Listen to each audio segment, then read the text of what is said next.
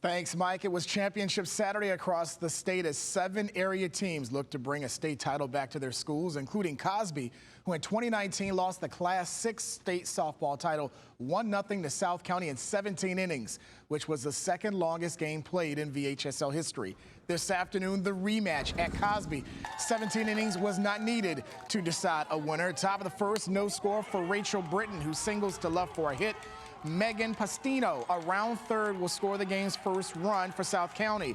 Bottom of the inning, COSBY strikes back behind Lorraine Gallagher, who goes to left center. And over the head of Mason Sarami, Lauren Richardson will score to tie it up at 1. It stayed that way until the 5th when Alex DINARDO, the power of the money ball. The best time for Alex to hit her first ever career Grand Slam in a state final. COSBY takes the lead 5-1.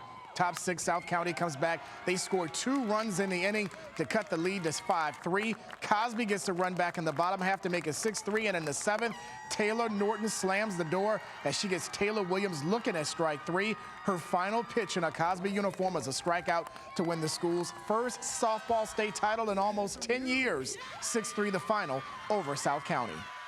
It means everything. You know, I continue to coach because I want to try to get the next one and get the next one. That's what I keep trying to tell the kids. We did graduate 9, but I got a good class coming back, so we hope to be making some noise next year as well. It feels amazing, honestly. It feels like the best feeling in the world. I can't put it more than that. It's just the best feeling in the world to be able to win with this team. We really are a family.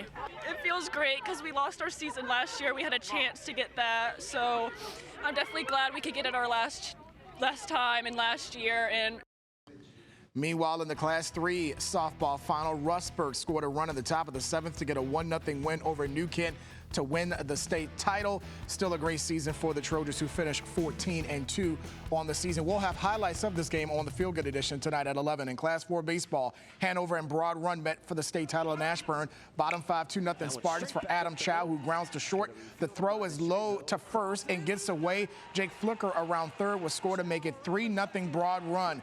Top of the 6th, same score for Hanover's Seth Keller.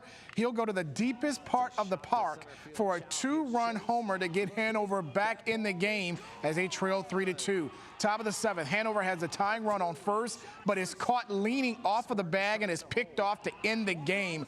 Broad Run wins the state title in that fashion in Class 4 baseball as they win it 3-2 the final. In Class 1, Essex made the trip to Southwest Virginia to play Auburn for the state title. The Eagles put up a 3 spot in the first, tacked on in the second. That's a double off the bat of Parker Hale to put runners at second and third. Then Tyler Sparrow will get the run home with this sac fly to deep left to make it 4-0 Eagles in the second inning. We head to the 4th, same scenario again for Sparrow, and he gets the job done one more time. A long fly ball to center. That scores Caden Poff, and Auburn goes up 5-0. Reed Underwood was on cruise control until the 6th when Essex plates 2 off of the bat of Dorian Harris to make it a 5-2 lead.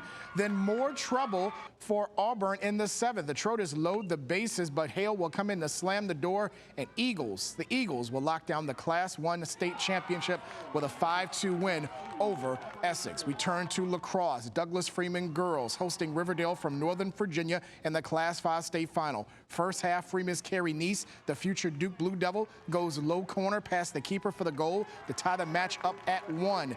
Later in the half, Bridget Wilson weaving through the Rams defense and goes low corner for the goal. The match was tied at 8 going into the break. Second half, Freeman's Grace Moore fires it past the Riverdale keeper to give the Mavericks a 2-goal advantage at 10-8. Later in the half, Clara D'Souza puts this one out of reach as she goes top shelf for Douglas Freeman, who for the first time in school history are state champs in girls lacrosse. They went at home 16-14 the final. I was just thinking that I can't believe how proud I am of these girls, and I've just watched them grind for so long. The season was taken away last year. We've had a lot of early morning practices, Wednesdays and Fridays. We went really heavy on conditioning this year, and I was just picturing all that sweat, all those sleepy faces in the morning, and I just saw it all come into fruition, and I just couldn't believe it. it's been a long time coming. I've been in this program since I was like tiny. Both my parents coached in the middle school program, and I've been coached by Christina for as long as I can remember, and I've been with this team for 4 years and more, and it's so overwhelming. Those same two schools met in the Class 5 boys lacrosse final up in Northern Virginia. Douglas Freeman and Riverdale. First quarter, Freeman down 3-0 to get on the scoreboard first behind a Gavin Jones goal that cuts the Rams' lead to 3-1. Later in the first, Riverdale's Cole Jones gets in front of the Freeman keeper, doesn't miss from that close to extend the Rams' lead to 7-1. Later in the second, more from the home team. Connor Ash whips it past the keeper for the goal. Riverdale led 9-3 at the break.